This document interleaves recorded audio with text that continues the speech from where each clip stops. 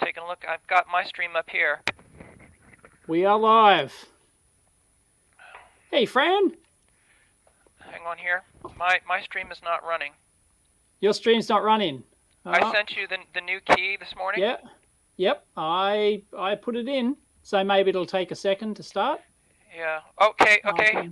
Oh, yep. Yep. We are up. I see it. Okay. We are up. we are indeed up. All right. And they're announcing that we've got audio too. Yeah. So hang on, I'll turn that down.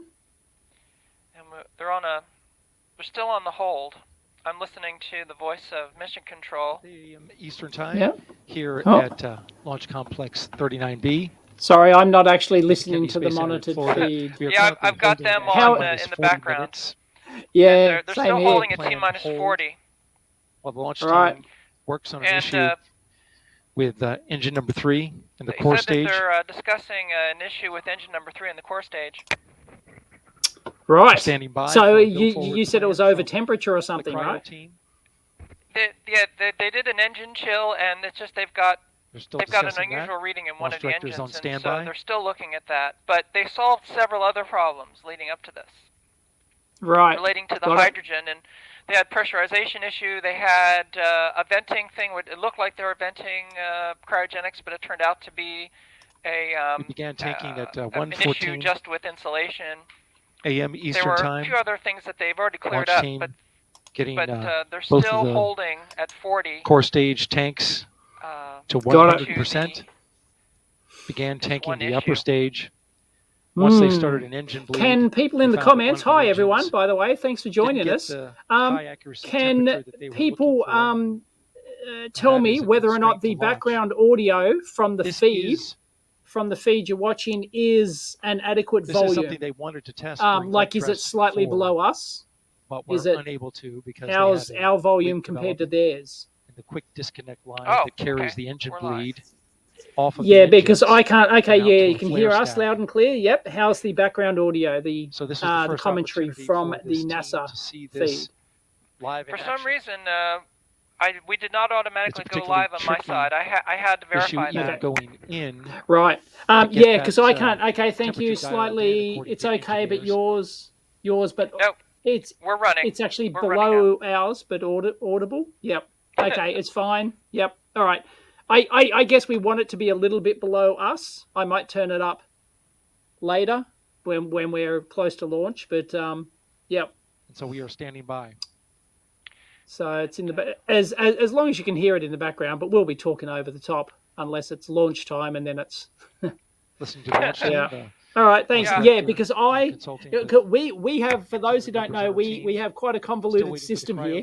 I'm using StreamYard, okay, as sort of like the master editing, a streaming thing and I'm streaming this to EEVBlog 2, to Facebook, to Twitter, to Odyssey, and to Fran's own channel, which is then on. So she's got another computer set up, or have you got one now? You said you had one. I condensed it from 2 to 1, so we're running 1 2 to 1. Right, we did a test before with 2 computers where she was feeding. So she's right. So you've now got the same box. That's complicated. You now got the same box that's feeding to me, which then I'm mixing in to the stream and feeding back to your machine, which then sends it out to your audience.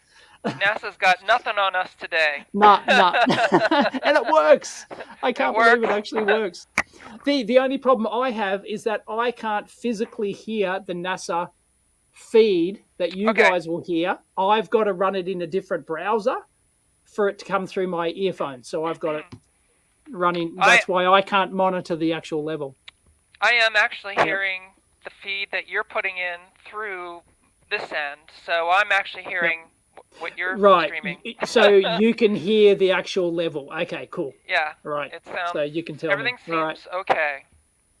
Although I've got VU meters here, but they're not talking at the moment, so I can't see them talking, and I can't hear them. So if you're watching on my stream, you've actually got 3 watermarks. You've got a NASA watermark, an EEVBlog watermark, and a FranLab watermark, all in the same image. Awesome. I can modify my one in StreamYard. I can have like any sort of logo I want. I can brand it to. There's like custom branding, So, cool. And by the way, we can if you want to comment and you want me to put one up, unfortunately you'll have to do it on my feed. Like I can overlay somebody's comment like that. Yes. Dave can overlay. I'm monitoring my stream. I'm clicking on it just to, see we've got some people in here. Yeah. Although technically, I could overlay your chat by popping it out because I'm actually watching your channel at the moment. As long as it don't crash anything. We've already locked this up a couple times today. Yeah, we have. We have. We're pushing it to the max, definitely. But look, I am brave. Watch this. Look at this. I can put your chat over. I can put your chat over. How sophisticated is this? So we're really feeding your chat right back up the clacker there, as we call it here. Okay, so now I'm on you full Australian? Screen. Yes, I am Australian. There's somebody in your chat who obviously doesn't know who I am. And I'm Australian. How's that conceivable? How is that possible? I know our audience is near identical. So yeah. I can't imagine there isn't overlap. Right. It's massive. It's huge overlap. Yeah. There is some time delay between Dave and myself, like 2 seconds. So we probably tend to talk over each other a little bit. We might. Yep. Exactly. Got Julian in our feed here on my side, and Carrie's our moderator. So. Oh, okay, Kerry. Yes. Kerry always pops up on my live shows. I don't know if she's going to moderate both sides, but... no, I don't have Kerry set up as a moderator, actually. I probably should. And someone is asking, please ask the other moderator, are they Australian? Dave, are you Australian? Hard to tell by the accent. I don't know, see, because I can't hear my own accent. But, that's bloody true. Right, I'm Australian. Yeah, no worries. She'll be right, mate. Yeah, people have been taking me to task on my Philly accent. A recent video I put up, people could not understand my saying 70,000 feet, because in the Philly accent we don't really put an emphasis on the T, on 70,000 feet. I say 70,000 feet. It sounds to a lot of people that sounds like 7,000 feet because I'm saying 70,000 feet. But that's seems okay to me. Okay. Well, yeah, but some people cannot understand that. So there's like a dozen people saying, "It's not 7,000 feet." No, I did say 70,000 feet. Oh boy. Probably because I wasn't speaking the kings. So Job asks, "Are we headed for a scrub?" Don't know at this stage. We're still waiting for them to. The audio will magically pop back when they have something to say. I assume somebody's out there with a thermocouple on the pad, like some poor bastard has to go out there and manually check the temperature, because apparently they had a thing. Oh, thank you for the super sticker, Valerie. Super stickers are a thing. Yes, I've gotten a super sticker too. Thank you very much. We got the cheering pair going there. So right, James has obviously not seen your video on the headset. Fran is using a genuine NASA headset. Genuine. Yes, it's genuine. I had to modify it with a special transformer and everything, so that it works with the system, because it's it's one of those. So she made it deliberately sound like this. Yeah. It's very 1969 lo-fi headset, and it sounds very accurate. It does sound like as I hear all the broadcasts back in the 60s. Is. I have it set up with its own preamp on the bench here. Nice. Right there. I'm using using the Zoom as a preamp. The Zoom, yep. Right. So I've got its own tone, volume control, and everything. I can full screen at any time. Yep. Had to do impedance matching transformer because it's made for a low impedance system. Yep. Had a low to high impedance, and then of course I have to boost it like 1,000,000 times because of the impedance change, and it does work.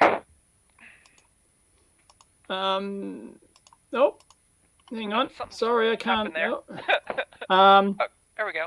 Thank you for the fiver, Hike Craze. Maybe heading for a scrub for a possible internal leak. We heard it was over temperature before, so yeah. The leak issue, I think they said that was solved. There have been several hydrogen issues with the tank pressurization and such, but they haven't made an announcement about the pressurization issue. The current issue is an engine temperature issue because they went to chill the engines, and one of the engines is not at the expected temperature, and that's the last thing that they've announced. So they're still holding on that. Got it. The weather looks okay. I mean, at least for this 2-hour plus window, it looks like the weather's good. Okay. It seems to be good. Fran's checking that. She's got the weather app open and she's monitoring. David says, is it like a 747 they can run on fewer than 4 engines? There's absolutely no way they are going to. This costs so much money and took over a decade. There's no way they are going to launch this thing unless every light is green. There's absolutely no way. It's got to be 100% green and then some. And then some, yeah. Yes. Because the vibe has to be right. This is an uncrewed launch, so that they don't have to wait. It isn't like they've got this incredible pressure on them. We don't have to beat the Russians to the moon. Yep. So they're under no pressure to light the candle unless everything is in the green. So. Yep. Totally. And they did say that due to the hydrogen replenishment scenario, that the next launch opportunity, if they scrub today, would be Friday, would be 4 days to get everything back up. So, I mean, hopefully they'll get this sorted and maybe we can light this candle today. We'll see. Hopefully. Mitch asks, have these engines flown before? Yes, they have. All 4 engines, engines are from used shuttles. They are used shuttle engines. So, and the boosters have been used before, haven't they? As well, the 2 solid rocket boosters. They were actually recovered. Yeah. Well, the boosters, the Morton Thiokol solid rocket boosters are modular. So the shuttle used 4 sections. Artemis uses 5, and so there are tubular sections of this rocket that were flown on shuttles, and some that are new. All 4 of the RS-25 main engines have been flown. A couple of them have been flown several times on shuttles because people didn't really realize that every time the shuttle came back, they swapped out the motors. So they would pull the engines, they put, refurbished ones in. They had to refurb them for every flight. So yeah. The sad thing about Artemis, though, is that all of these engines had flown on shuttle flights, but this is a one-time shot. So when they launch this rocket, they're going to end up in the Atlantic. They're just going to... Yeah. Whoop. So yes. Oh, no, actually, I'm wrong about that because the main stage, it will go once... I think they said it's a once around, so it will actually... It won't quite reach orbital... It will not quite reach orbital velocity, but it will re-enter over the Pacific. So it'll have enough. If they do the full burn, it'll have enough velocity to go all the way around, and it will re-enter over the Pacific. Right. I believe.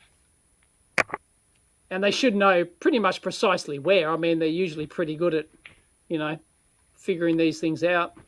Yeah. Pretty much. They've worked it out. Yeah. Cole asks, do they know what could have caused to be a single different, would have caused engine to be at a different temperature? I don't know why. It's been sitting there for days, hasn't it? And it's is it only when they powered it up or fueled it up? What would? It's they're doing the engine chill. So they put the cryogenic oxidizer and fuel through the engine. It's a pre-chill process that they go through, and they expect to have certain temperatures in the the bell and also in the pumps and such, that there's lots of different sensors, and apparently one of the sensors in engine 3 is giving a reading that they didn't expect. Doesn't necessarily mean that there's something wrong. Yeah. It just means that it's a reading. So that's what they've been looking at. And I guess when they know something, they'll tell us. They'll tell us, because we are feeding the commentary through as well, but there is no commentary at the moment. There is nothing. This is the official NASA feed, and there's just nothing. There's just complete silence. So yeah, they only like if you want continuous commentary, there are other feeds. Oh, there we go. They switched the view. There you go. Nice shot of the engines. Wow. The clock is holding at T-40, so even if they do restart it, we'll still be looking at least another hour before they fly, because there's another scheduled hold at T-10. Oh, so right. We haven't even... Okay. Yeah. Got it. But it's only a 3-hour total window, isn't it? Yeah. I think. So yes. Yeah. So if they don't have it sorted probably in the next hour, it's probably not going to go. Yeah. Probably. Right. Yeah. Oh, well, we'll see. I mean, and then it's 4 days until another window or something? Friday. I think. Yeah, Friday. Yeah. Got it. How does Fran know so much about NASA? Have you seen her videos? For goodness sake. Oh my goodness. If you want NASA stuff, subscribe to Fran. And all the archive stuff you've been bringing out is absolutely phenomenal. Yeah, well, it's weird because the one that I did about the ejectable film pods, that video has been on my list for 4 years. Oh no! For 4 years, and for the last 4 years, because I watch all the other Everyday Astronaut and Scott Manley, all the other channels, and I've been waiting for somebody to do an exclusive video on the ejectable film pods for years, and no one ever really did it. No one has? Right. No, a few of them had mentioned it, but no one did an exclusive video just about it. So yeah, that had been on the waiting list for a very long time, and I was sort of pressured to pop it out before someone else just did it. So, but yeah. Hang on, commentary.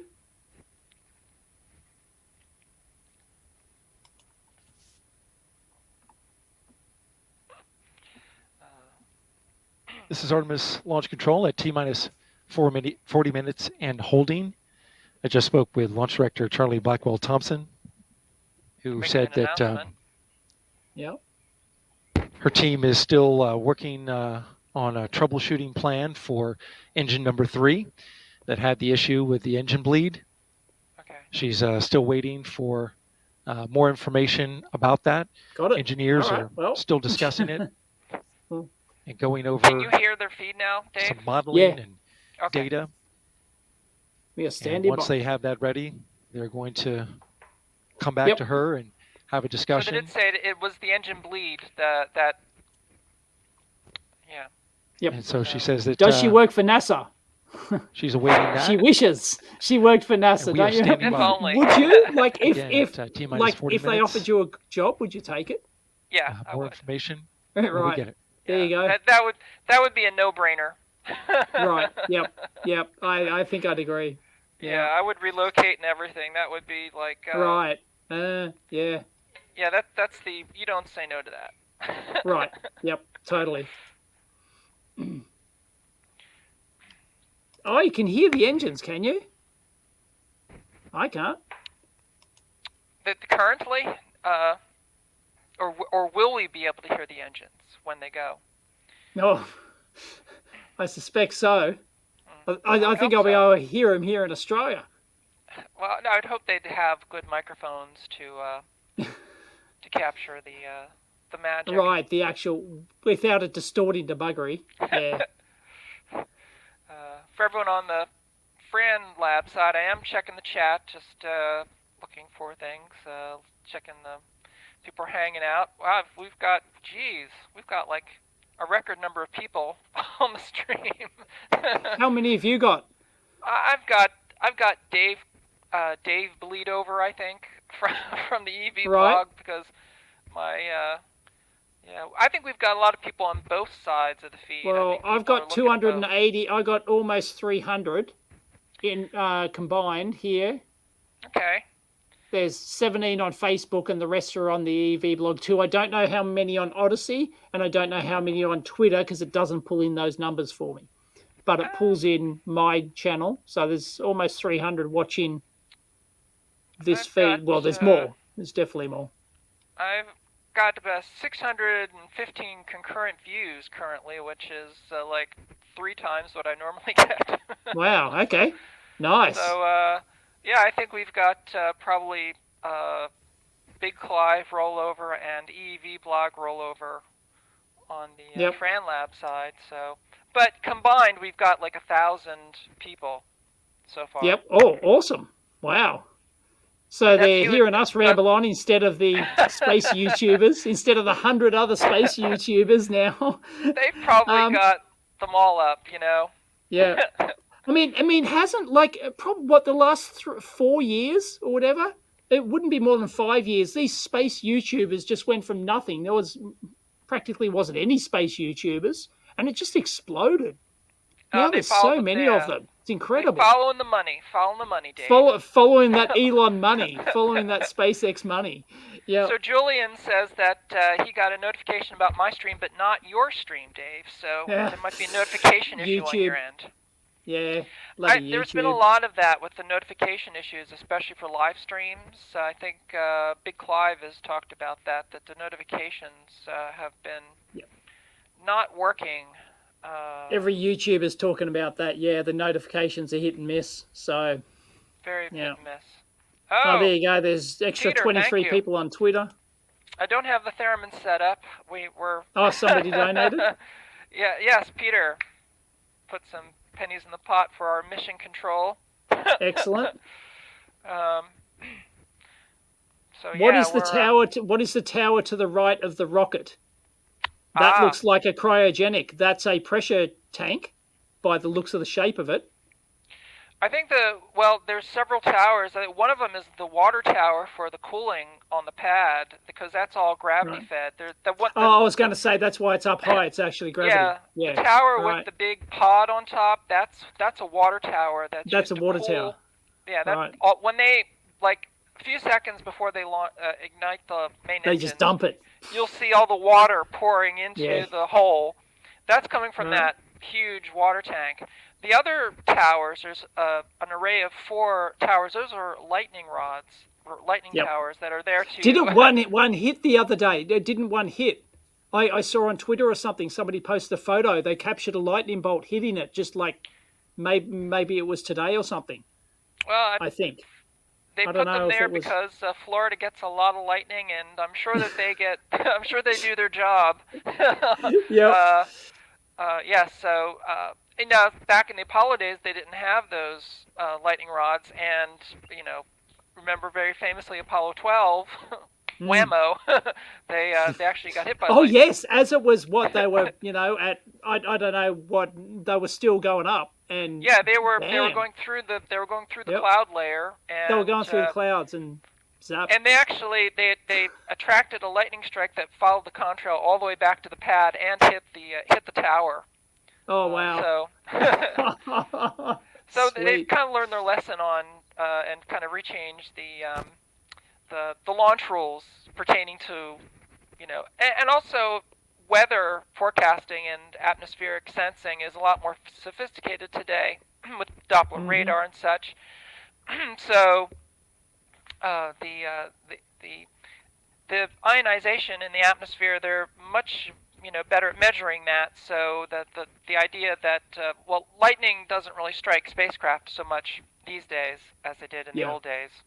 So, but yeah, all that's there for good reason on the pad. So. Got it. Yes, Fran is using a vintage headset. That is an original vintage NASA headset. So yes. It is indeed. Yes, it's the same type that they used in Mission Control. And I am wearing Fran's Disky T-shirt. Let me show you. Davis, do you have a flashlight that you can charge that up?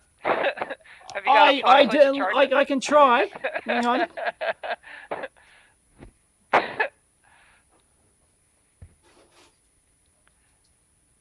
All right, here we go. Dave's charging up his T-shirt.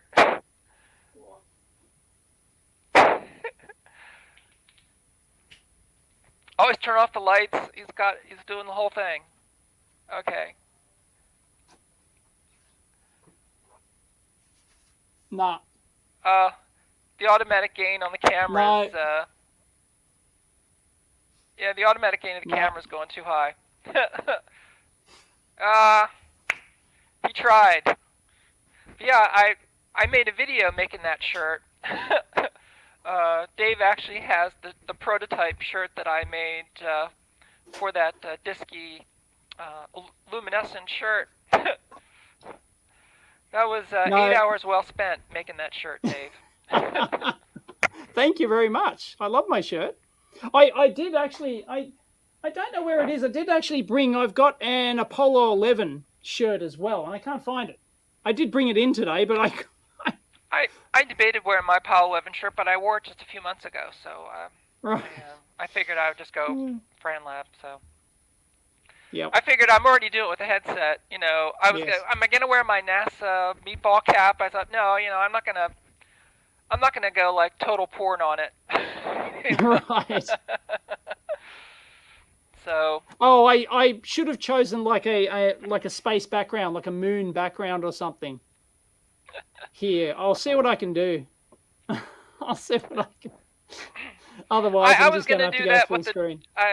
Last night we did a test run. I tried to set up the green screen and everything, and it was just there were so many levels to it. I thought, you know, there's so many ways this can go wrong. Why am I going to add to it by making like green screen with mission? I was going to have like mission control behind me. Yeah. You know, but I thought, no, we're going to be tiny little thumbnails because, you know, it's going to be about Artemis, and you know, I figured, no, let's just make it about the rocket, and you know. I'm just amazed that we've gotten this far. Absolutely. There were so many ways that this was going to go south.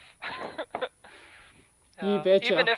Even if the launch gets scrubbed, we at least have set up this new era of YouTuber streaming. Streaming. Yep. It's very impressive. We could go out to as many YouTubers as...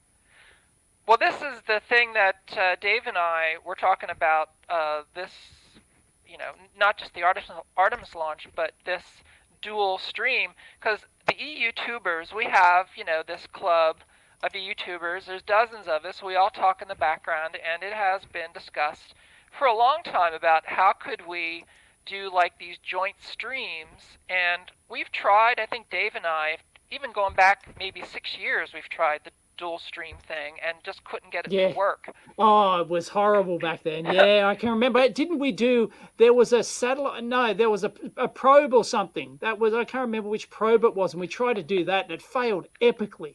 Was it Cassini?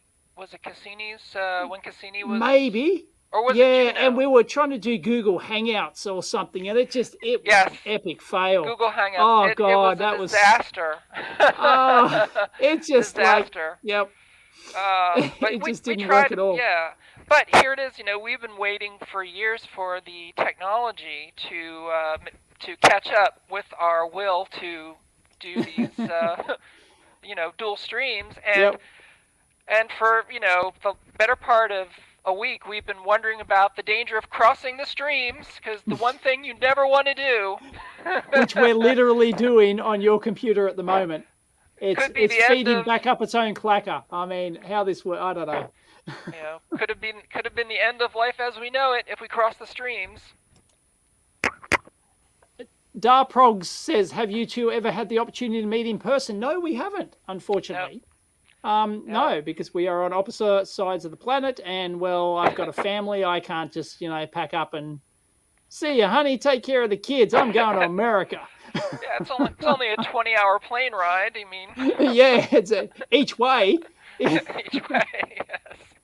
Try going to Europe. It's more than 30 hours each way to Europe. That is more than a full working. That's a 60-hour work week just to get there and back. Right? It is horrific. It was fun when I was young, but now it's just, oh God, like my worst nightmare is getting on a long haul overseas flight now. It's like, oh God, no, you can barely pay me to do it. It's like, I'm so over it. It's just not fun. Have you been outside the US, Fran? Well, I guess technically, when I think 1981, I went to Canada. I went to Toronto for a few days. So technically, yes, but no, I have. I have always wanted to, but I've spent my life being working class. I've always been self-employed, so I've never had like paid vacation time, never had time off. It's just, I've been on the hamster wheel for decades, so. Yeah, that's the same with me and my family. Yeah. We had never been overseas. My parents never went overseas, ever in their whole life.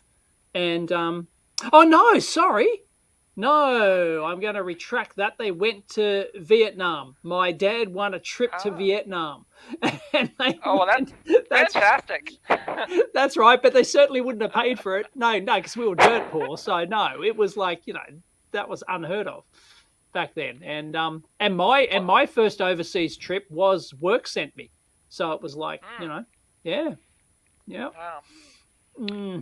I do want to send out thanks to John and Grant. We got some people on my side putting in some pennies in the pot. Excellent. Maui Thank 8888. you. Thank you. Yeah. Thanks, Paul.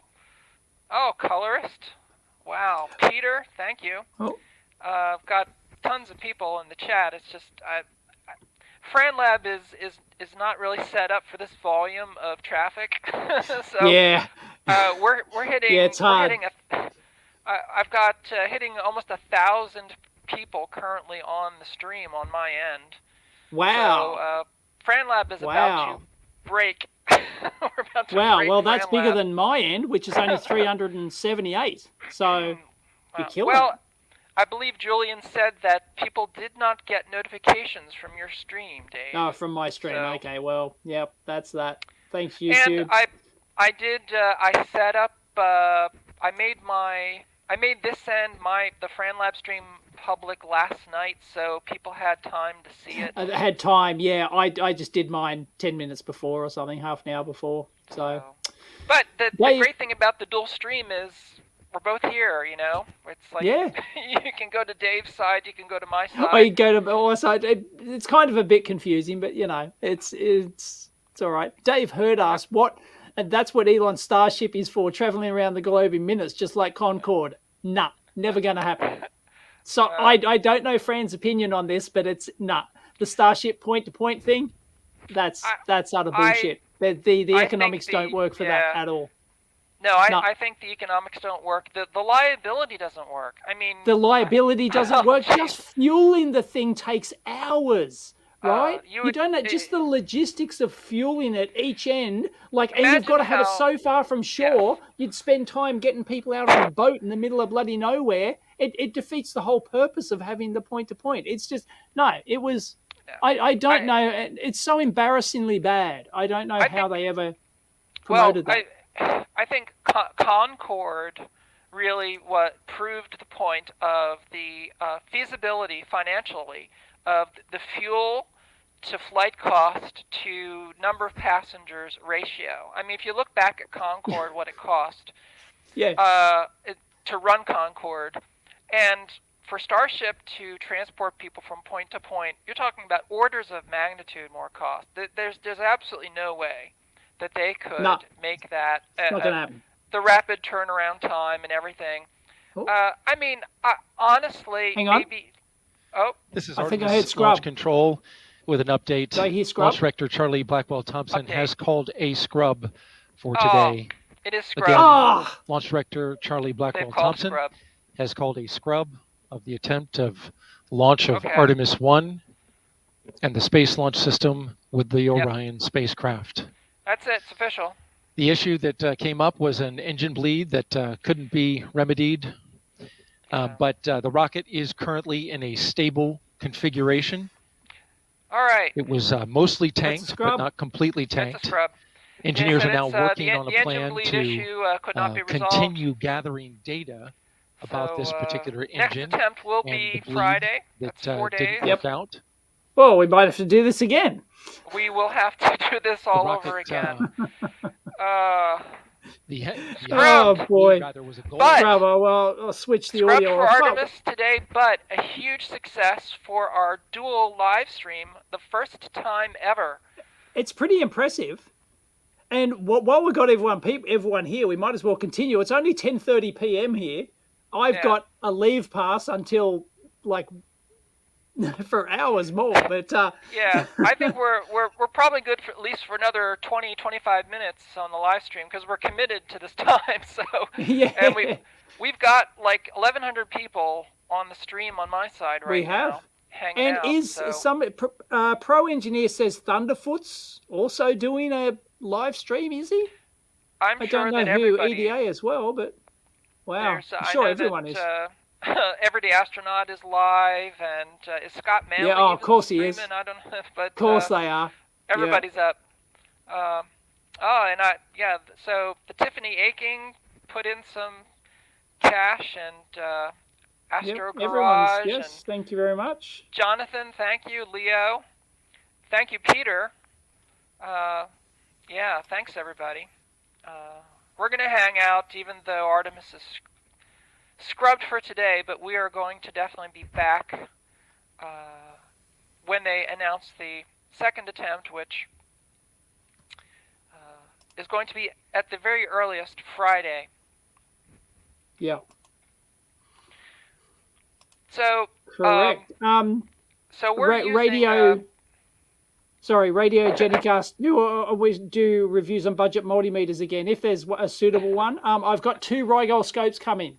Rigol sending me the 2 brand new scopes they've got, the new 1000 series, and some other series, higher end series. They're sending me the new low end one, 12-bit jobby, 12-bit for like $500.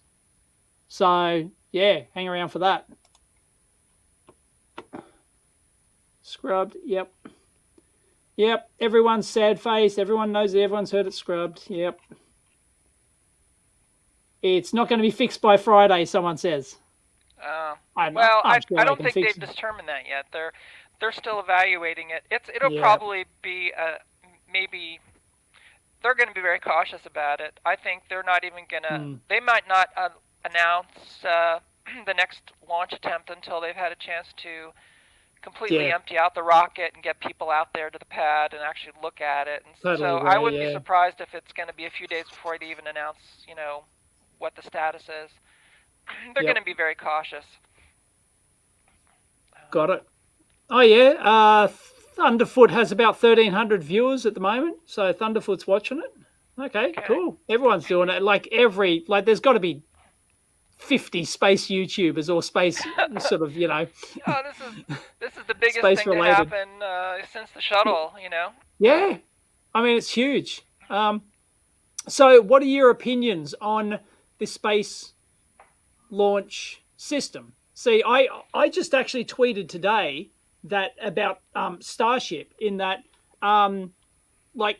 Starship could actually, if Starship doesn't work, they've bet all the marbles on Starship financially. It could bankrupt the company if Starship doesn't work.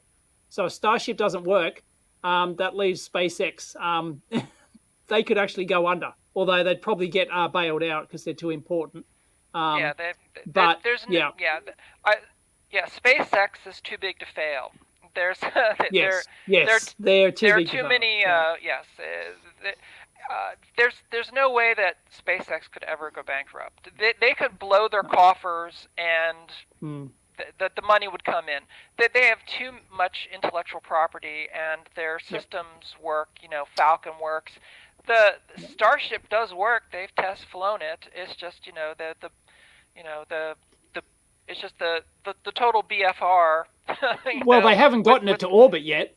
With the 24 engine, the huge number of engines. I mean, it's just It's just crazy. Yeah, but Raptor is proven. They've proven the engine design. They've proven the systems. It's just getting it all together, you know. Yep. I think people put too much pressure on the success or failure of the Starship system, but I think all of the different elements of the system are proven. So, yeah, it's just a matter of tying them all together, and there's the argument about the sheer number of engines. One of them's bound to explode. But they have, it's they have like contingencies for all that stuff. Yeah, I mean, SpaceX, they're very renowned for blowing stuff up. Even Elon is saying, look, you know, we might blow the first few of them up on the pad. It might happen, you know. It's like, hey, you know, exactly, might blow it up. But so. But I don't. I still my spidey sense that is telling me that Starship is going to have a hard time landing on the moon. I don't know. It just looks top heavy and unwieldy, and then they have to have the crane to lower people down, and I don't know. It just gives me the heebie-jeebies. I don't know what your thoughts are, but I just my spidey sense just goes. No, I'm really worried. It's it's very Jules Verne. Yes. I mean, here's the thing about it. You know, if you go back to the 1940s, 50s science fiction fare, even like going back to like Buck Rogers and Flash Gordon, like back in the serial days, they would always have like a V2 type rocket like landing tail first on the moon. And the idea that we would actually go and do that after all these years is pretty astounding. It would not be my first choice to have a version of Starship landing on the lunar surface. Yeah, I was very surprised when they were chosen as the landing's actual solution. I thought that the Blue Origin version same here. was going to work. I thought that, but I think that the only reason that didn't get picked is that they were just so behind on their R&D. They hadn't proven their systems yet. Because, I mean, the new Glenn hasn't flown yet. So it was just a matter of fact that because SpaceX had flown the Starship and done the belly flop tests and stuff, that it was like, well, they're showing that they can do it. But it remains to be seen. I think that the distance between here and there, that is, and anything SpaceX landing on the moon, I think the distance in time is much, much greater than expectations are right now. I don't see that happening within the next few years. You know, totally. I could see you know, Starship landing on the moon in a decade, but I think it's really that far away. Yep. I think I suspect you might be right. It's and the thing is, people think like Starship can just take off and fly to the moon. It can't do it, doesn't it? No. If you want it to do that, it's got to go up and it's got to refuel like you've got to send like 5 of them up to refuel one Starship to get to the moon and back. It's it's something like that, isn't it? It's something nuts. They're going to do orbital fueling. So the idea is that they're going to have a version of Starship that's going to be a tanker version. That's just going to be full of fuel and oxidizer. And so they have to get one of those tankers into orbit so that the Starship that's going to the moon will get into orbit empty, relatively empty of fuel. They do that so that it'll fuel in orbit to save weight, so that, you know, and then it will do translunar injection after fueling in orbit, and then go right to the moon. But I think what NASA is trying to do is they want to set up the lunar gateway, which would be, you know, like a space station that would be basically just going, you know, from the Earth to the moon. You just kind of get on it and hop on it and you travel. Although, is that the current plan for the gateway? I thought the gateway was just orbiting the moon. Orbiting the moon, yes, but yes. But it doesn't come back to Earth, though. It doesn't. I thought it just did a large elliptical orbit around the moon or something. I don't think it actually comes back to Earth. So correct, right? yeah. The current plan is to just have like a station, a way station orbiting the moon. But the SpaceX sort of translunar injection does require them to, and the current plan, the current system plan does require them to fuel in Earth orbit. Oh, did I just drop out? No, oh, no, my no. back? No, it's me. There you go. I'm just put in. But to just your having point, a nice background. We can't see anything else. There are so many things that SpaceX have to prove before they can even have an expectation of going to the moon, much less Mars. They're just, like I said, 10 years out Mars would be is reasonable. Yeah. You know. Yep. No, it's crazy. I've done a video on how the Mars self-sustaining colony idea is just utter fantasy. It's just utter fantasy. It's not going to happen within hundreds of lifetimes. I am not kidding. It's hundreds of people, like I'm talking full self-sustaining. Like as in if Earth suddenly blew up, would the Martians actually survive? No. No, they would die out. I've said this in previous videos that if we're not serious about putting a base on the moon and having generations of people living on the moon, then there's no chance of going to Mars. You cannot do it on Mars. No, it's nothing. You can't do it on the moon. You can't do it anywhere else. No, you can't do it. Did you watch, I can't remember which one of the space YouTubers it was, but might have been, I don't know. Anyway, they did a video on the moon dust problem and how that is the biggest impediment. And the new NASA spacesuits actually have conductive fibers embedded in them, and then they have a electric field generator that actually repels the dust. So they're like charged up, and so they're walking around all charged up, so it repels the dust. And apparently dust is the biggest problem. Like even on our previous short stay, like Apollo 17 was our longest one on the moon. Even then, it was like they couldn't stay much longer. Dust was just destroying everything. It was hideous. So the lunar regolith is that moon dust. It's basically tiny little shards of glass. It's like razor sharp. Microscopically, yes. It's like if you took if you've ever like shattered tempered glass, tempered glass is it's a very high surface tension form of glass where if you break it, it basically just turns into powder. But lunar regolith is basically that kind of silica. It's tiny little shards, like sickle-like shards of glass, microscopic size. The astronauts were complaining that it would get in their eyes, it would get in their skin. It would, and because it's sort of like little pieces of razor sharp glass, if you got it on anything, it would just stick. Like it just you can't get it off your skin, you can't get it off your clothes. It gets in the air. It just embeds in everywhere. Alan Bean, he was Apollo 15, I think. 12. Alan Bean, am I correct? 12. He landed on 12, did he? Oh, okay, right. Jeez.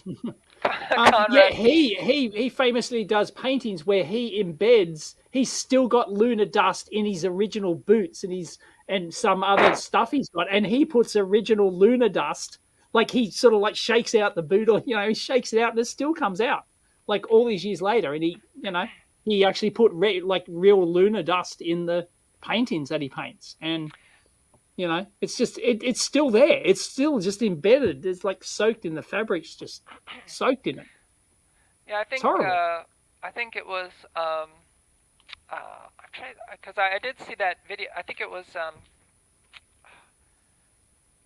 one of the it's escaping me. But yes, they did mention that the plan for the new lunar suits is going to be like a high voltage conductive like layer to keep the regolith away from the suit or to repel it. Yep. I mean, I guess actually I actually posted a link to a paper on that in my last mailbag video. For those who are interested, go to the links you go to the description, you'll be able to find a link to how that system works and so research data and all on it, how it actually repels and how the diagram of how the whole system works actually on the moon. So yeah, it's actually fascinating stuff. It really is. There's a better, easier way. Just use a Stargate. Are you a fan of Stargate, Fran? I've had to pick and choose my fantasy franchises, and I have never gotten into the Stargate universe. None of them. Wow. Really? There are at least 6 Star Trek series that I have not seen. So, right? I don't. Yep. And probably a dozen Star Wars franchises that I have not seen. I have very limited time. I'm getting acquainted with the alternate Star Wars universes through the kids. The kids are just obsessed with Star Wars. I mean, all day, every day, they're just quoting Star Wars references, and they know every episode of the Clone Wars and all the animated series. They just know them all inside out. They're just encyclopedic knowledge of Star Wars is incredible. It's just nuts. Wow. Yep. Anyway, Dust, have you read Artemis, Andy Weir's book? Artemis. I have not.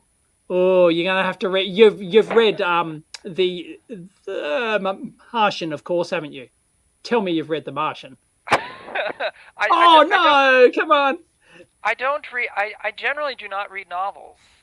Okay, right. Almost all the books I have are nonfiction. It's just one of the things same here. I'm not very fiction. With time, people are always, have you read this novel? Have you read that novel? It's like, well, no. I mean, same here.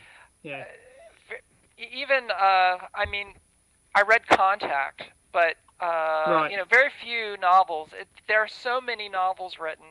I'm sure they're it's great. Nuts. Yeah. But you've seen the Martian movie, right? You've seen the movie. Yes, and I have issues with it, but okay, right. I think it's fun. Anyway, he did a follow-up book which is called Artemis, and this is before they named this mission Artemis, because Artemis is used in countless times in because it's the moon goddess or whatever. It's like the goddess of the moon or whatever. So anyway, Artemis and the premise of the book is they've set up mining and tourism colonies on the moon.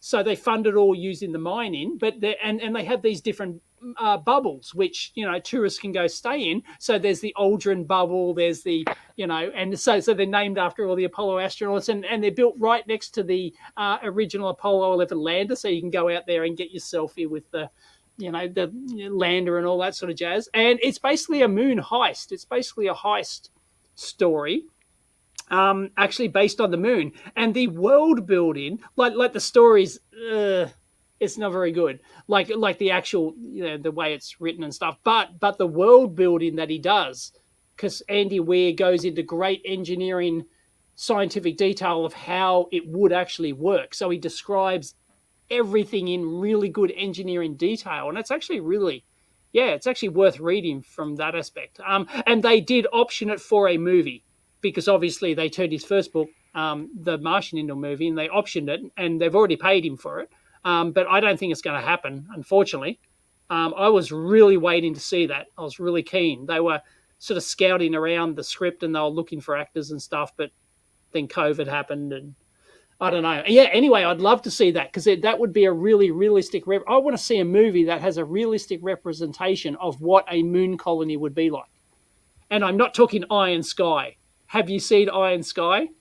The moon Nazis? Actually, I tried to find it like streaming and stuff, but right. I haven't found a copy of it. Right. It was never on cable, Iron Sky's hilarious. And there's Iron Sky 2 as well. There's a second they made a sequel. Oh, it's so funny. Well, a lot of moon people, Nazis, that's great. I get comments from people who think that that's actually a documentary. People think right. it's actually real. Well, yeah, let's not go there with the nutters. Yep. Oh boy. But it's for people who are tuning in late, we are scrubbed for Artemis. We are scrubbed. It's Yeah. Disappointing. But I think when we went into this, I said it's like a 1 in 4 chance that we'll actually launch. Right. I think that's what I said. So. Yeah, I probably had it at 50-50 at best. I think. Yeah. Oh well. But interesting. I mean, it got scrubbed for a reason. I didn't think it was some engine temperature sensor. But they solved a bunch of other problems. They had problems with cryogenic hydrogen. Right. Several issues throughout the morning that they solved.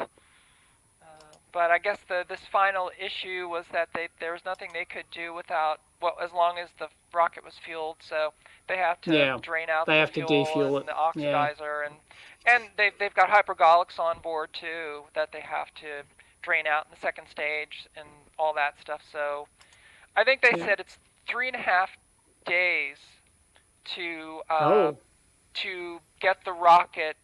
If they had to roll it back into the building, it would take. They said in the press briefing that it takes 3.5 days to get the rocket ready to get it off the pad. It takes that long to discombobulate it. If they had to put it back in the building to do any work on it. So this probably will not be a Friday thing. Would be my guess. Right. Yeah. Well, we'll see. Somebody mentioned flat earthers. Have you seen the documentary? I can't remember what it's called. The flat earther documentary. It's on. I don't need to see the documentary. It's on Netflix. They're in my comments. They're in your feed every day. I've seen everything. I've seen too much. well, it's actually worth a watch because it's hilarious. It's comedy gold, and the ending is just beautiful. It's just it's actually worth watching. I would actually recommend the Flat Earth documentary. It's on it's on them going to their Flat Earth conference or whatever. Yep. That's the premise of it, and they follow them around. Flying in from all over the globe to the Flat Earth all over the globe.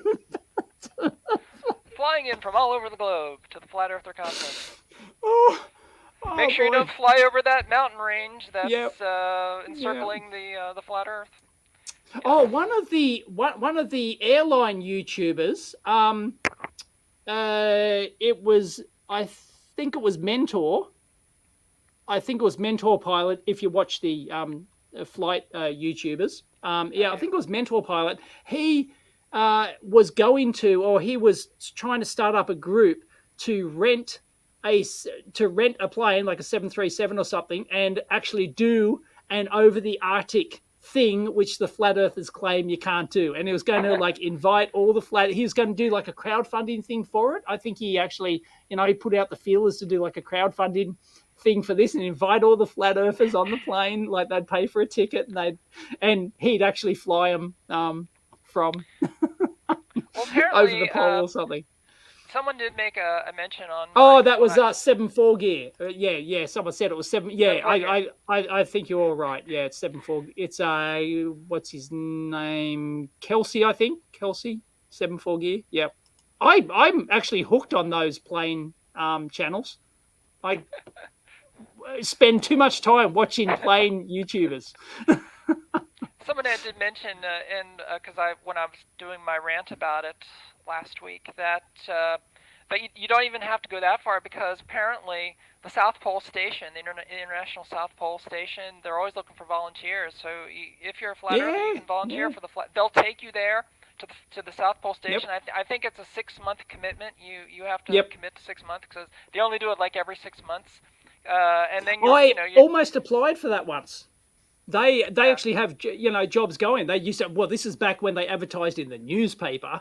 There was no internet. They advertised in the newspaper, and I saw the ad, and I thought, whoa, that sound. And for some stupid reason, I didn't do it. But that would have been good. Yep. So this is what I was thinking, that like for the screening process for people who want to go to Mars, it should be you have to do a year at the South Pole Station, like it's a prerequisite to go to Mars, because it's like because when I was thinking about, well, what would it take to be an astronaut who would want to live on another planet? It would be just like living at the South Pole, only 10 times deadlier. So it's like, if you can hack it on the South Pole for a year, Yep. then you'd probably have the metal to maybe survive Mars for a year, and the trip. But if you couldn't hack 12 months in Antarctica, if you couldn't hack 12 months there, then there's no way you're going to another planet. No. But I think that would be the filter for the freak out people, because I mean, what's totally. the plan? What's the plan? You can't for just people, send anyone. No. What's the plan for people who lose their minds on the way to Mars? Yeah. Totally. What do you do with people who become homicidal on Mars? Yeah. What's your penal colony procedures? Yeah. Because people are gonna go mental. Yes. In space, it happens. Totally agreed. From the oldest, nautical history of people who would get on ships that, with every ship that would sail to sea, there would be people who would lose their minds. So it's very well known, people who go crazy at sea. There's going to be people who go crazy on the way to another planet. So it's not like you can just put anybody in a rocket. No, you can't. And it's nuts. send them to Mars. What's the process of the people who go totally mental on the way to Mars? What do you do with them? Because you're stuck with them. It's not like you're gonna exactly. Send There's them nothing back. you can do. No. You're absolutely. And if someone's homicidal, you are screwed, right? Yeah. It's just it's over for everyone, right? Everyone would die instantly. You're not gonna have one cabin you're gonna keep for the homicidal maniac that you're gonna a brig. You're gonna feed him for forever. You're not gonna send him back to Earth. No. It's like, what are the procedures? Float them. I used to watch that series, the series The 100, I think it's called, and it was all about people from Earth. Earth got all contaminated. Earth just destroyed itself or whatever. So they all went to live up in orbit, right? So they're all living up there, and they sent 100 people back down to test if the atmosphere was still, it had actually recovered and was actually breathable again. And what they did in space is they would float you if you were a troublemaker or something, or, you would get floated, which means they shove you in the airlock and then open the other side and you just get floated out. Yeah. Oh, yeah, wonderful. the airlock is an instant problem solver. Solves all problems. Yeah. There's a question. What chips are they using to power the brains of Artemis? They would be old and they'd be radiation hardened. They wouldn't be modern processors. They're probably like an old MIPS processor or something. I don't know.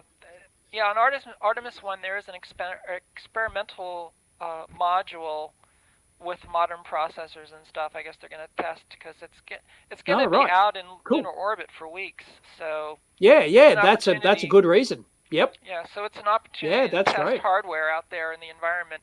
That's the primary mission goal of Artemis 1 is to test all systems in the lunar environment, because we've never had a system like this that's going to be going into deep space for extended periods of time. I mean, yes, we have satellites that are like the Lunar Reconnaissance Orbiter and such that have been out there for a while, but nothing like with human-rated systems that have been out in deep space for extended periods of time.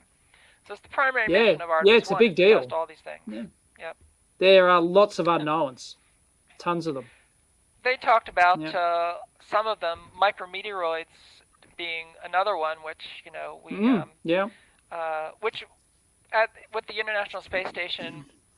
Some problems with low Earth orbit debris, but out there in the lunar environment, again, a lot of unknowns about the kinds of little micrometeoroids and particulates that we have flying around, in high lunar orbit.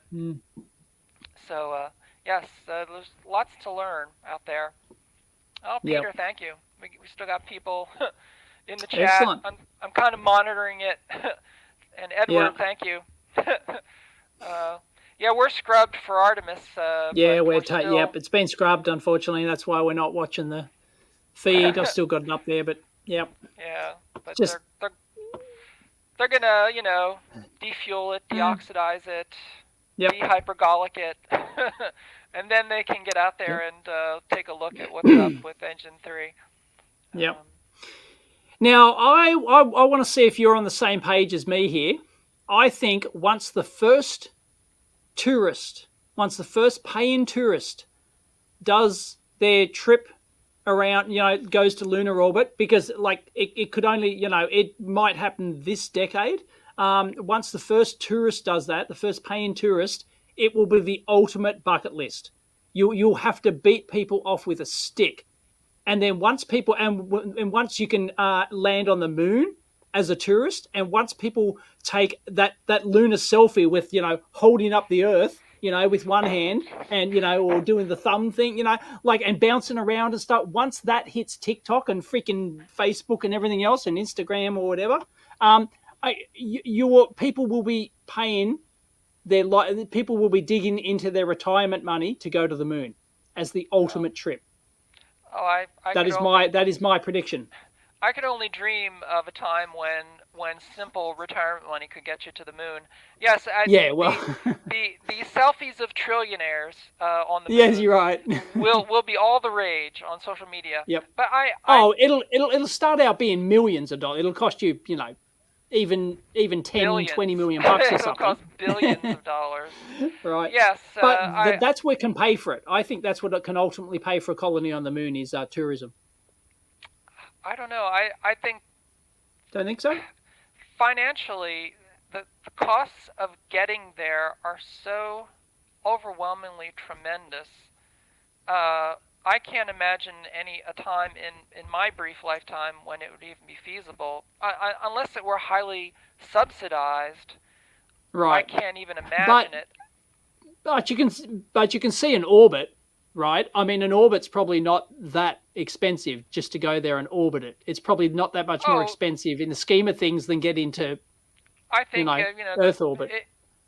I think that lowly, everyday, mere billionaires will be able to get into lunar orbit, and they'll be able to do the Apollo 8, around the moon and back again. Slingshot jobby. Yes. Yeah. Your common everyday billionaires will be doing that within the decade. There's no doubt about that.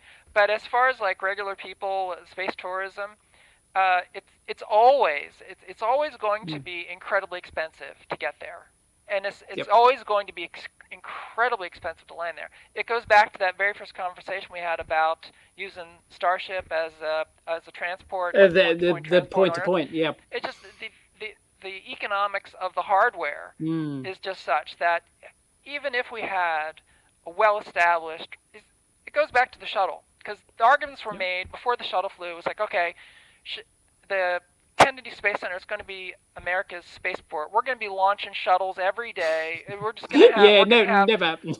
We're gonna have. Well, I mean, when they built the VLB building for Apollo, it was designed to be able to have eight Saturn V's in assembly at any one time. Because when the original idea was, well, we're going to build Apollo, and then we're going to be going to the moon every week. We're just going to every week. Exactly. We're going to build Saturn V's. We're going to launch Saturn V's. It's going to be like clockwork. It didn't happen because it turned out that it was actually really freaking expensive and hard to do. And then when shuttle came, they said, well, we're just going to throw away all the Apollo hardware, all that expensive Saturn V stuff. We're going to build the shuttle, and the shuttle, we're going to launch it every week. It's going to be like clockwork. We're going to have dozens of shuttles. We're just going to be up there all the time. And of course that didn't happen because every time they flew the shuttle, they broke it. And so every time they came back, it had to be completely rebuilt. Well, months. On the top, everything top down. They had the computers had to be replaced, the engines had to be replaced, all the fuel systems had to be replaced, the tiles had to be replaced. They had to rebuild the shuttle every time. And so I think it's been proven time and time again that space is very hard. And even with all the success that SpaceX has had in reusing the Falcon, even with the Falcon, it's not as if the Falcon 9, which is the most reusable system ever done to this point, even the Falcon 9s, it's not like they can land the Falcon 9, refuel it, and then launch it again. They have to rebuild the whole damn thing. It's pretty expensive. So, yep. It's never going to be cheap or easy to get to the moon. No, it's not. I can see it in 20 years. I can see in 20 years that millionaires, you'll be able to pay a few $1,000,000 and you'll be able to orbit the moon. Yeah, I would say sure. But for people like me or you, low. Oh no, exactly. It's like we won't be going there. No. Yeah, I don't think so. It's yep. It won't be that cheap. YouTuber. Yeah. No, but I think the tourism slingshot flights can be profitable. I think they can run that at a profit. Well isn't that's my hope. SpaceX, didn't they announce a couple years ago that billionaire guy has already paid for the Japanese guy, the round the moon flight with a Starship. That's right, they did. Yep. So when they get that working, they've already got that paid for. Yep, true. Theoretically paid for. I'm sure it'll cost a lot more than what they've already paid, but yes, it's. Wouldn't it be a real shame if the whole thing, if we had a couple of billionaires go around the moon and we got back there and stuff, and then it all just fizzled out again, and everyone loses interest, and the politicians lose interest, and the public lose interest, and it just dies out again. Because I think there's a non-zero chance of that happening. What do you think? Or do you think it's inevitable from this point that we're only going to surge forward? Like we were saying that 45 years ago. Global economy is going to have a lot to do with it. If the resources aren't there, it goes back to the old expression: "No bucks, no Buck Rogers." No bucks, no Buck Rogers. Comes down to the money. When Apollo was in its just before Apollo 11, after Apollo 8, the expectation was really high that we're gonna be living on the moon. We're gonna be on the moon all the time and everything. No one before Apollo 11, I don't think there was anybody in NASA or in the press or in space sciences or writers. I don't think anybody predicted the absolute cliff fall of interest after Apollo 11 came back. That the idea that nearly everybody in the world would just say, I'm done with the moon after Apollo 11. It was just such... You couldn't predict it. An unforeseen thing. It's entirely possible, that we could go back to the moon, either with Artemis or with SpaceX Starship. We could go back to the moon, land on the moon again, walk around, do our thing, come back, and everybody could go, okay, we're done. Yep. I think it's a possibility. I hope there's a new moon race, because the Chinese have teamed up with the Ruskies, and they've actually they have actually announced plans for a moon base. But unfortunately, for the fans of a new moon race, the Chinese economy's imploding, Russia economy's imploding. They can make all the plans they want. Their economy's spiraling in a financial death spiral at the moment. So I don't see it happening. Well, that's what I said unfortunately, about I would love to have a moon race. Well, that's what I said about the realities of the global economy. That there is no, in the modern world, there is no such thing as any country's isolated economy. All economies are interrelated. There's no way to not be that way. No matter what your politics is around finances and globalism, there is no such thing as sovereignty, as nation sovereignty when it comes to economy. So there's going to have to be reasons to go there above and beyond interest. There's going to have to be real economic incentives to be there and to stay there. If those incentives aren't there, if there really aren't economic reasons, if it's not profitable, we're not going to be able to do it and do it and do it. It's that was the problem with Apollo. Is we spent the billions to get there. After we got there, it's not like there was a profit in staying there. and that's why the Congress pulled the funding. You know, despite all of the material sciences and everything we learned, everything that was made for Apollo that we still benefit from today. You know, even despite that, everything. There just was not enough financial incentive to stay once we had gotten there. That's my main concern about this new race to the moon. You know, once we get there, once the dog catches the car, what do we do with it? What do we do with it? Yeah, exactly. Yep. I would love to see a science base there. You can do some kick-ass science from the backside of the moon. You know, well, it's even like with all the lunar dust, it's like I said before about the International Antarctic Base that's down there. I mean, it took a long time to establish that. Yep. And something like that could exist on the moon. Yep, totally. And it would have to be an international partnership. There's no one nation could do it. No one nation could afford it. I suspect so. Yeah. You know. Have you watched? Since we're talking about sci-fi, have you watched For All Mankind, the series? Because I've watched some of it. It didn't grip me that much, so it's one of those things I didn't actually commit the time to. Me. Whereas okay. Had, see, yeah. But the first couple seasons, they were on the moon. You're right. And they sort of, in a fictitious way, with a alternate history timeline, they changed it. Yeah, they sort of came to the same conclusion that no one country could do it alone. You know, the idea that even if you get there out of rivalry, there's just comes a point where you just can't survive being rivals anymore. That's sort of what the overarching theme of For All Mankind is. It really is about the title.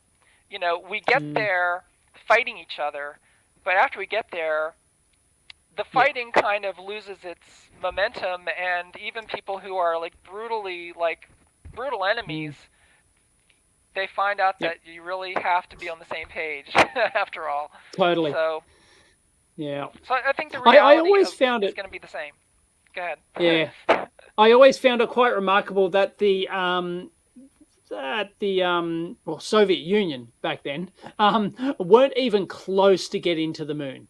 They really weren't even in with a chance. They were just so far behind. And like the Yanks were just so afraid. They thought that they were so close to doing it. That's why they did the Apollo 8 Hail Mary. They actually changed their timeline and did the Apollo 8 shot, which to my mind is still the best mission, the gutsiest mission that's ever been done. Yeah, no, I agree with you in a lot of ways. I mean, it was the gutsiest mission of all time. That it was the biggest risk they ever took. There's no question huge. About that. Yeah. Yep. And everyone says, "Oh no, it's Apollo 11," but Apollo 11 they did a full dress rehearsal. For Apollo 10, they even descended down towards the lunar, and they got within 5 Ks or something of the lunar surface, and they hit the abort button, and Well, even among people in mission control, that they were taking odds about whether or not. Very few people were confident that they would go all the way to the surface. I think that it was like a 1 in 3 that they were going to get down. Most people in mission control thought that they would end up with an abort, that Armstrong would abort on the way down, that either they wouldn't see their target or their fuel would get too low or whatever reason. There were so many reasons in the checklist to abort. I mean, the number it was enormous to abort. Yeah. So they actually spent so much of the mission planning and simulations for Apollo 11 were ways to bail. So all of the training they were doing, and so many simulations in the lunar simulator were, when can we abort? How do we abort? When we abort, how do we get back up? It was all about bailing on it. So there were actually very few people who thought we would go all the way down. So But hang on, Dave. I'm going to you hold the fort for a second. I will be right back. I will hold the fort. Oh, please stand by. Nice graphic there. Excellent. Yeah, it's I'll read some of the chat, shall we? Yeah, 12:01. Yeah, all the program alarms. Somebody forgot to tell the crew that you guys should probably abort, But no, they said it was a go, with all the overload alarms and stuff. They realized that the computer was overloaded, but they'll still a go. And yeah. Let's all go to the snack bar. I do actually have snacks. I've got chocolate. I've even got popcorn. There is popcorn in the lab here. I kid you not. Yeah, well, Sergey Korolev, I put up the wrong comment. Sergey Kovalev, the chief designer, and yeah, absolutely.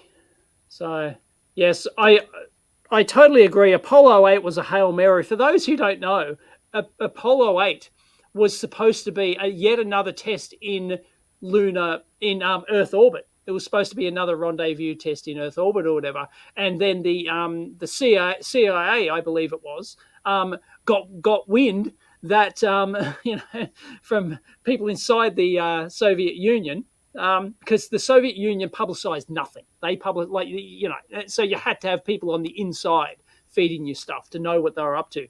And they got wind that they were about to send either a man or two men around the moon on a slingshot in a Zond capsule, which was their crewed capsule at the time, the Zond. So yeah, they said that they were going to do that, and they were like a month away from doing it or something like that. So they, once that was reported, back to Washington, I guess they panicked and they went, "Holy shit!" And they asked NASA, "Can you change Apollo 8 to fly around the moon?" And they went, "Oh, yeah, I guess." They just, it was not Apollo 8 was not supposed to slingshot around the moon, was not supposed to do it, and yep. And I think they went into orbit, didn't they? Apollo 8 even went. Did Apollo 8? Oh God, I should know this. Did Apollo 8 slingshot? Fact check. Did Apollo 8 slingshot, or did it orbit the moon and then come back? I can't remember. I should know that. I'm having a brain fart. Yes, Curious Mark does excellent videos of the Apollo. He's got the Disky, doesn't he? Doesn't he have a Disky? I've got the Apollo Disky. This is Fran. Fran handmade this T-shirt for me.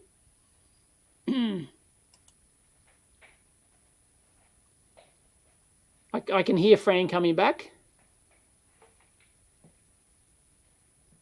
Oh, I'm just watching the NASA feed's got. Yeah, they're just replaying old footage. I can hear she's rustling the microphone. She's back. Apollo 8 did 10 orbits of the moon. I thought so. Thank you. Thank you, David T. I thought I was wrong on the slingshot part. They did 10 orbits. Yeah, like they could have done a slingshot, right? They could have just done a slingshot and gone, yep, we did it. But no, they didn't. They actually, they went, oh, yeah, well, we're going there. We might as well orbit as well. And that was like, wow. Because they didn't know if the trans-Earth injection rocket would light again. They just had no idea. So the safe thing would have been to slingshot Apollo 8 around the moon, but they didn't. They went all in. Apollo 8 was for all the marbles. It was just amazing. So yeah. Hard to believe that the Soviets planned to have only one person going down on the surface. I didn't know that. I don't think. Fran, did you know that? About what? The Soviets only planned to have one person landing on the surface. Well, they might have planned that, but they just didn't. Did you see the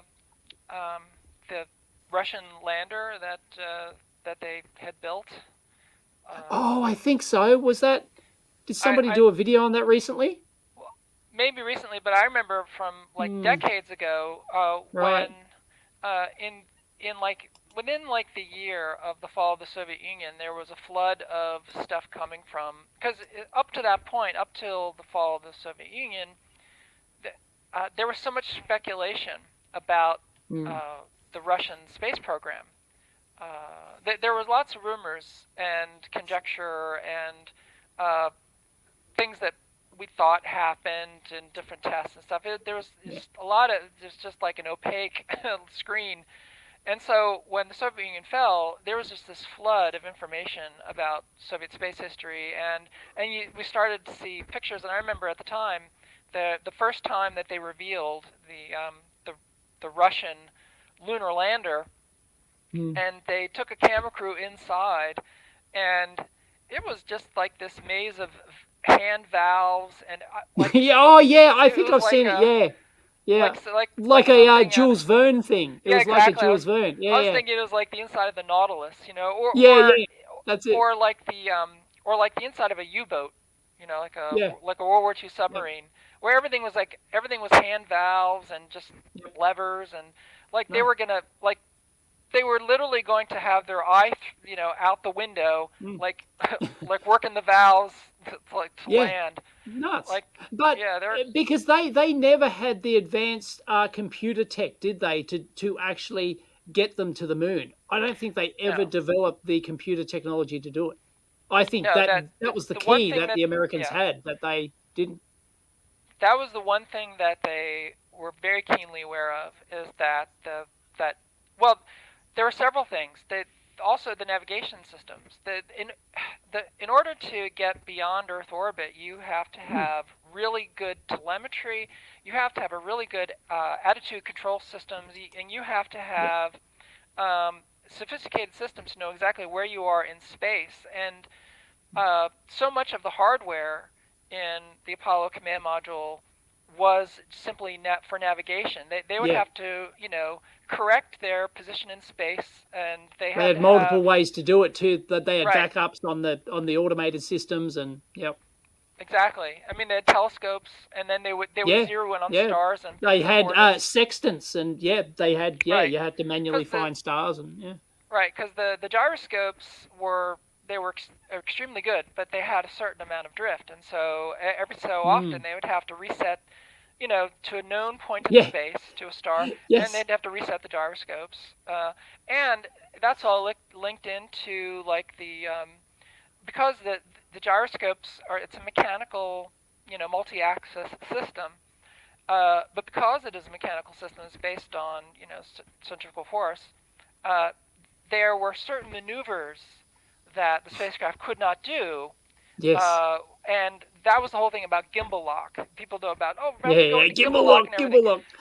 Well, it has to do with, there were certain maneuvers that were completely verboten, where you could not do certain things and expect the gyroscopes to remain in position, because that you're talking about like rings inside of rings inside of rings, so that they're all held in these armatures, and so there was certain realities that if you did a certain maneuver in a certain plane, it would basically just lock all of these different axes, and the whole thing would just tumble.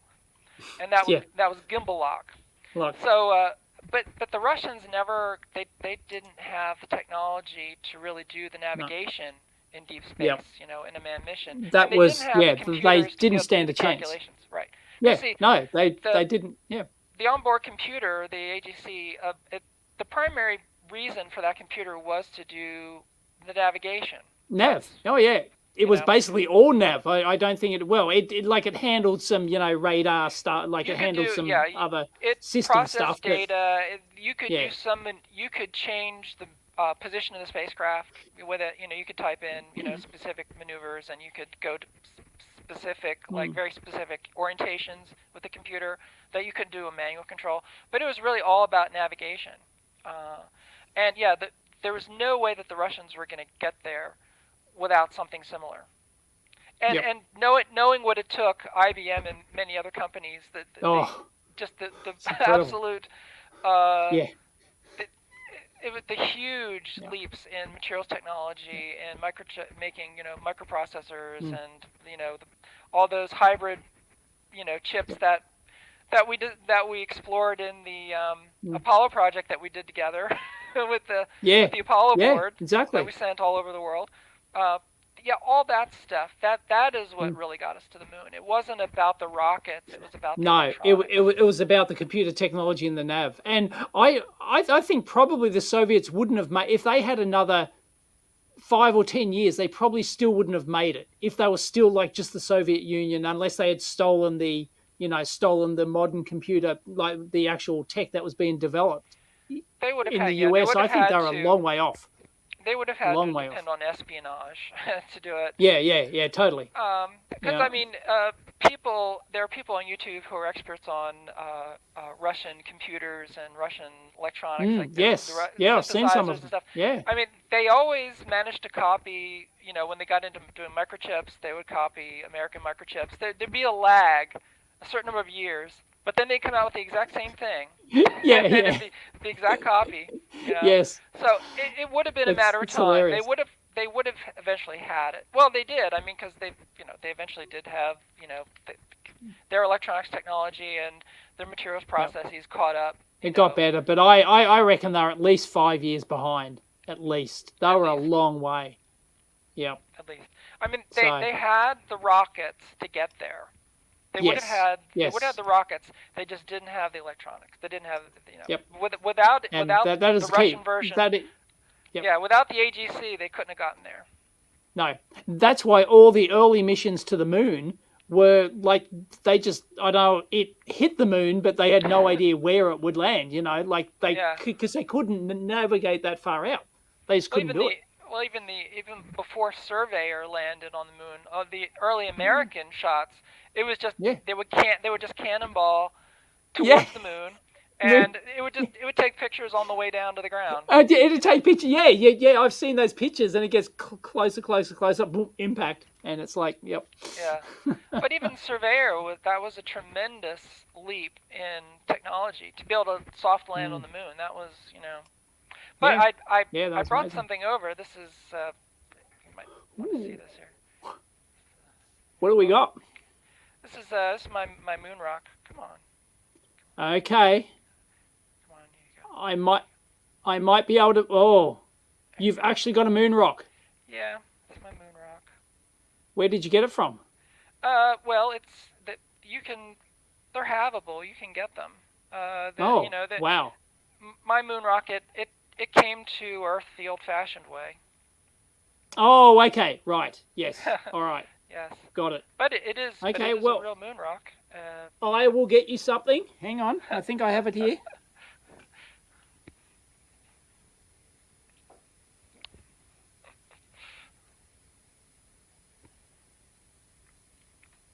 Now Dave is taking a break, and so I'm going to fill in the dead air. When Dave comes back, I'll show him the other thing that I have on my bench that I brought over from the office. And take a look at the stream here. So we got we have people still in the chat. All right. What I've got is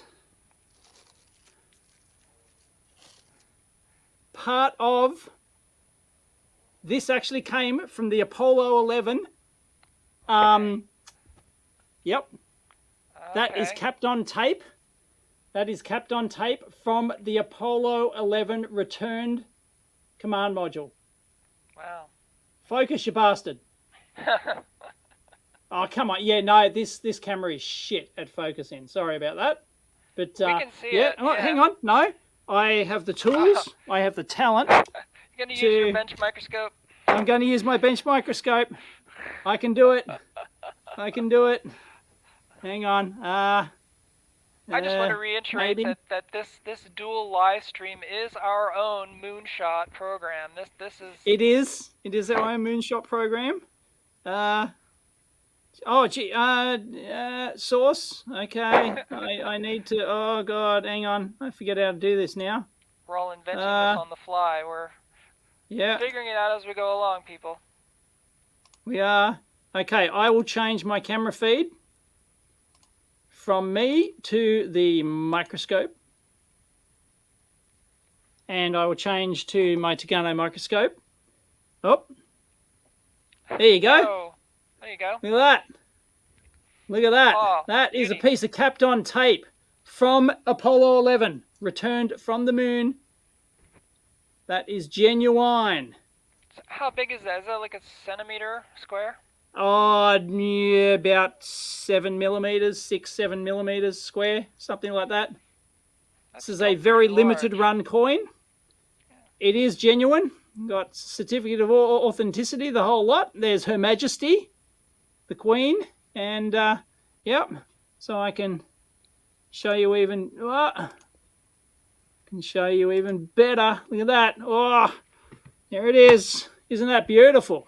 Yeah. So yep, I have a piece of the Apollo 11 module. There you go. It's very. I can zoom right in. There you go. That's the best I can do there. Okay. That is. Whoa! Why am I thought I fixed my flickering problem. Obviously not. Sorry about that. There you go. Kept on tape. Genuine. How kick-ass is that? That was not cheap, by the way. I would think not. Okay, so No. I will see your Apollo 11 Kapton tape, Oh, and I will. you're gonna you. up me? I have something that has actually been on the surface of the moon. I mean, I know I have the Oh, moon rock, yes, I think but I remember this. Yeah. I have a human-made thing. This is actually a Russian piece from. Come on. I think I've seen this. From Luna 24. Yeah. Right here. Focus. Yeah. Focus. Oh. That's all, Dave. Hang on. There we Solid go. layout. There we go. There we go. Yeah. Wow. Yes, I've seen your video on that before. Yep. It's a piece of insulation, like wiring Nice. insulation. Because when they returned the pods, the soil retrieval pods, came back to Russia. And when again, part of that whole when the Soviet Union collapsed, stuff like this, the Russians were selling off space artifacts like for chump change. Yeah. And so pieces of the Luna spacecraft that have been returned. I think there was 3 successful return pods. They had a number of them on the moon. Not all of them were successful, like with return, but they had 3. And there are photographs. You can Google it. Pictures of the pods with the parachutes attached and everything. Yep. But Nice. piece of wire insulation. So was on the surface of the moon at least for a number of days. So right. Yep. But fantastic. Yeah. Well, my... mine technically didn't land on the moon because mine is the command module which stayed in orbit and then returned to the moon. So still more and then stayed in orbit and then returned back. But it is Apollo 11, so Columbia. Yep. Have you? Did you get a chance to see Columbia? Have you been to Washington? Yes, I have. I have been to Washington. I've been to the National Air and Space Museum or whatever it's called. Yes, I have a photo of me somewhere with the Apollo. This is before the internet, before the YouTubes, before the internet. I don't know. I barely had a digital camera back then, but I've seen it. Very cool. Yep. It was awesome. Yeah, I'd love to go back there because we didn't have a huge amount of time there. It's been closed for a while because they've. Oh, really? They've been renovating and fixing the building because right. They had problems with the structure of the building almost from the time it was new. The unusual structure of that building with the glass sort of, the weird kind of glass pyramid like type window things. It always leaked, and when I mean, it was built before, you know, they built that building and designed it at a time before they had computer models, you know, to like figure out, you know, well, if you load the ceiling and stuff, how's that going to actually affect like the seals on the, you know, so they really hadn't worked that out. So basically they had to go in, they put reinforcements and stuff so that they can move exhibits around easier, and they changed the whole like ceiling structure so it won't leak anymore. And they reorganized everything, but it's been a multi-year process, and I think it's only due to reopen like the full museum this fall. So so they actually closed the whole thing. They had closed the whole air and space. It's been closed in sections for years. Oh, in sections. Okay, yeah, right. Even when I went down there for the Adam Savage thing. Parts of the museum were closed. It's been many years that they've been doing this, but during the pandemic, they basically just closed the museum, and they had time to accelerate the process. Use that time to do it. Yeah, you're right. Yeah. So, but it's the entire thing. The whole thing's going to be reopened this fall. So, I expect you might hear something from my channel about that later this year. Maybe. Oh. Okay. Stay tuned, people. Perhaps. Well, it is approaching midnight here. Yes. I think I might call it quits because I might get bonus points if I get home early. Yeah, we're going to have to call it a day, people. But we are going to be back whenever they announce. I think we'll definitely have to do this again. Yep. It could be in 4 days. We don't know, but probably not. I would suspect. Yeah. Yeah. Whenever it is, we're going to be back and we're going to try this again. Yep. Now that we know. Anyway, it worked really well. It worked great. Like I said, it's a marvel amazing we got this far. Yep. All right. Fantastic. Well, thanks, Dave. This has been no worries. A pleasure. Are there any other YouTubers into space as much as we are? I don't think there's any others, is there? I don't know. Have they made themselves known? I mean, I don't know. No, I don't think they've outed themselves as space nerds. No. Yeah. I can't recall. No. It's a very bold thing to come out. Yeah, to come out as a Yep. I mean, you can be a lot of things quote on this planet. lines from. You can be a lot of things on this planet, but to come out as a full-blown space geek, not many. You've got to be able to quote lines from, from the right stuff, and things like that. You got to go toe-to-toe with Fran and Dave All right, Dave. Well, thanks. This was great. Cool. Yeah, enjoyed it. We'll catch up next time. All right. Thanks, everyone, for joining us, too. Yeah. In the chat. All right.